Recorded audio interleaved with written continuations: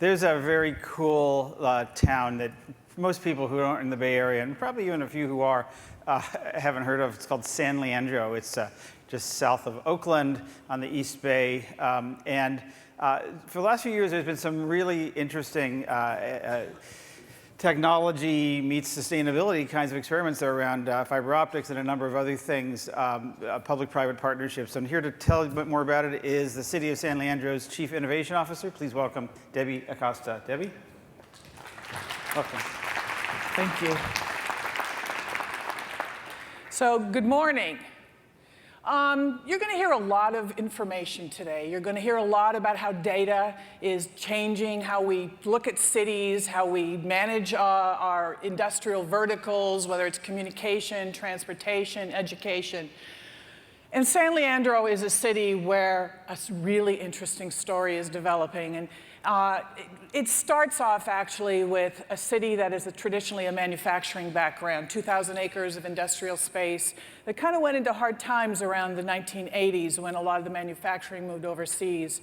But recently it's been reinvigorated through the introduction of a 10 gigabit per second fiber optic loop called Lit San Leandro, formed through a private-public partnership with Dr. Patrick Kennedy, the CEO and founder of OSIsoft, the biggest little company you never heard of, that's located in San Leandro.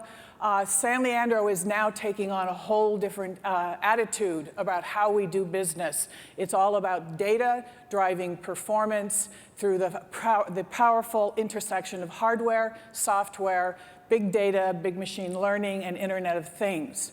But actually, that's not even the story I'm going to talk to you about today.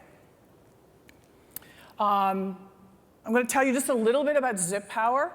Zip Power is a company, and it's also a project that began in San Leandro. It's the winner of the California Energy Commission $1.5 million Advanced Energy Community Grant designed to scale renewable energy in our cities. The goal is to create a citywide renewable energy microgrid powered by data. Data is going to make all the difference in how you create a microgrid because the data is going to inform the participants about how the energy is accumulating during the day, where it's accumulating, and how the energy can be moved throughout the microgrid in order to balance the load through 24/7 parts of the week and the day. But again, that's not really what I'm going to talk to you about today, although it's going to be a significant economic development driver. What's really interesting is how we got here. I'm going to tell you the story of connectors. And connectors, according to Malcolm Gladwell, author of The Tipping Point, where little things can make a difference. Connectors have made a big difference in how this program came together. So this actually starts with the story of Lisa Jackson. Lisa Jackson is an entrepreneur and an educator in San Leandro who loves to ride her bicycle. One day, she was riding her bicycle throughout San Leandro, and she started to take images of San Leandro and started to post them on her Facebook page. Now, recently, she had gained friendship with Constanza Blondet through a mutual friend, Alexander, who had unfortunately recently lost her battle with breast cancer. So the two of them connected, even though they lived in disparate parts of the world, through Facebook. And Constanza started to watch Lisa's Facebook postings with interest because of her spirit, her enthusiasm, her passion for San Leandro. But then one day, Lisa actually reached out to Constanza and said to her, look, I really admire the art that I see that you're doing. I'd love you to bring that art to San Leandro. Big, big things are happening in San Leandro. We're transforming, we're creating this innovation ecosystem. Oh my God, I really want to have you here. So this really caught Constanza's attention. It's like, what is going on there? On Lisa's Facebook page, she saw this picture of a zero-net energy center that Lisa had referred to. Like, what is that? That really caught her attention because her husband had been taking a look at zero-net energy centers throughout the world, and she's like, what the heck is this? And by the way, the zero-net energy center in San Leandro was created through the collaboration of two labor unions, electrical labor unions, to create a specific place where electrical journeymen could learn how to create energy of the future, everything from electrical vehicle to electric microgrids. So she continued to look, and then she also saw a video about San Leandro.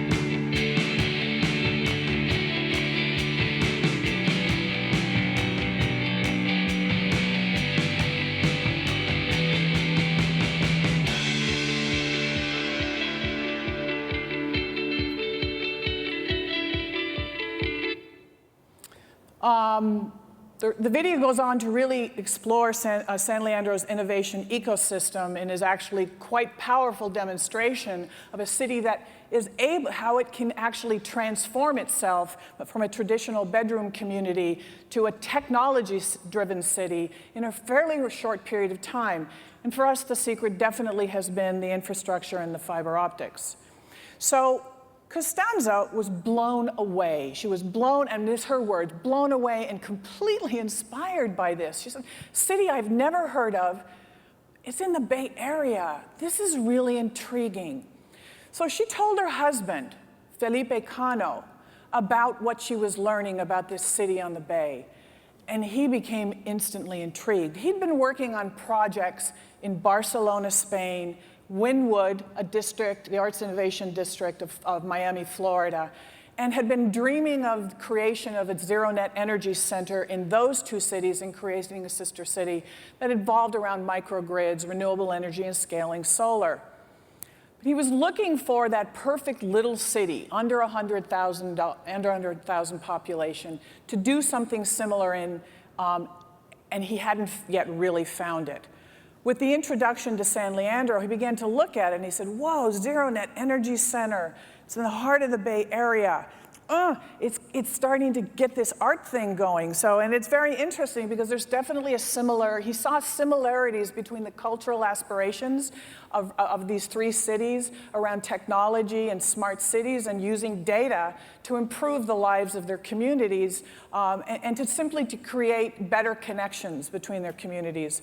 And San Leandro also was beginning to develop an art thing. So one of the things, the images you see here of Truth is Beauty, she's a 55-foot tall statue of a woman, 13,000 pounds of stainless steel mesh, 2,500 programmable LED lights. She will actually light up the brand new San Leandro Tech Campus by the downtown BART station on October 18th of this year for the first time, creating a piece of art that will be spectacular, and any of you will have the chance to go on BART in the East Bay will be clearly visible. So Felipe is looking all of this and going, wait a minute. Constanza and Lisa, I need to be introduced to somebody over there that we can start making connections. So Lisa introduced Constanza and Felipe to Derek Lee of Pilot City. Now, Derek Lee is a San Leandro-born college grad who came back to San Leandro because he was determined to do something to wake up his sleepy city, didn't really have a way of doing it until a chief innovation officer showed up on the scene.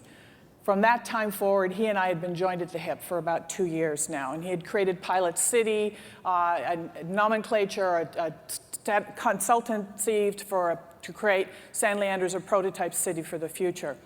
So Derek was introduced, and Derek, by the way, is also the producer of the video that you just saw a glimpse of, creating that, with a vision for creating that innovation ecosystem and really continuing to move that forward. So Derek told him there's all about San Leandro, and he became even more intrigued. I want to meet someone from the city. So Derek, of course, knew that he was the next person to introduce him to was going to be me. So I met actually Felipe December 2014 at a quickly arranged meeting at the Claremont Hotel in Oakland. He brought some of his international team. I came there, Derek. We had our first introductions.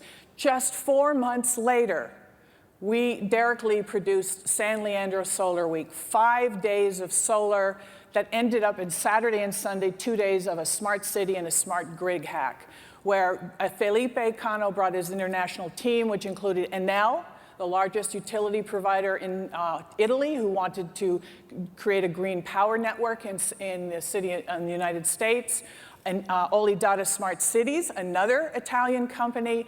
And on our side, we brought our mayor, we brought business leaders from throughout the community, and myself. Today, we have a program and a project. Zip Power is intended to scale renewable energy, beginning at the Zero Net Energy Center, radiating out through the city of San Leandro. Within 3 years, we anticipate being able to create 100 megawatts of power, replacing 25% of San Leandro's electricity needs with local renewable energy.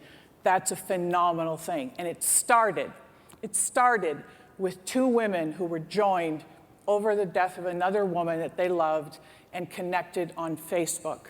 So if you want to hear more about this story, please join myself, Bob Bennett, CIO of Kansas City, and Fred Ellenmeyer of Black & Veatch, and we will begin to explore more how data is changing the economic output of our cities and how we see ourselves. But finally, just a few lessons. Connections are going to come at us from ways that we don't even anticipate. Social media is creating global connections, and we can't even see where these connections are going to start from. Remember, Facebook was founded by Mark Zuckerberg at Harvard in 2004. That's just 12 years ago. We could never have anticipated this. Data will drive smart cities. There's a lot of talk about what smart cities are, and the reality is, underlying all of this is the need for a fiber optic infrastructure to drive the data. Because what is going to happen when we have an Internet of Things? When everything is actually connected to the Internet, how will we accumulate the data? How will we learn from it? How will we implement decisions based upon this data? That's a future that we all have to look towards. In California, we may be at the tipping point for sustainable energy and climate action change. And the way that we're going to do this is people who are connecting to each other, that are coming up with smart ideas. The thing is, the technology is all out there. We don't have to create it new. We just have to connect the dots on all of it. And then finally, cities must transform. We are so used to being in our little cocoon of regulations and bureaucracy, and frankly, data and technology scares the heck out of us. So my challenge to all the people in the audience who represent cities, where does an innovator go in your city to connect? Where is the door to innovation in your city? If you don't have one, if it's not clear, your city is going to struggle with the technology that's coming down the path through the data that the communities are insisting upon, that are intended to improve their lives and improve civic engagement. So I really appreciate the time I've spent with you today. Again, please, if you want to learn more about the Zip Power project and the details of how data will drive economic transformation in San Leandro, please join us at 2 o'clock today at the panel. Thank you.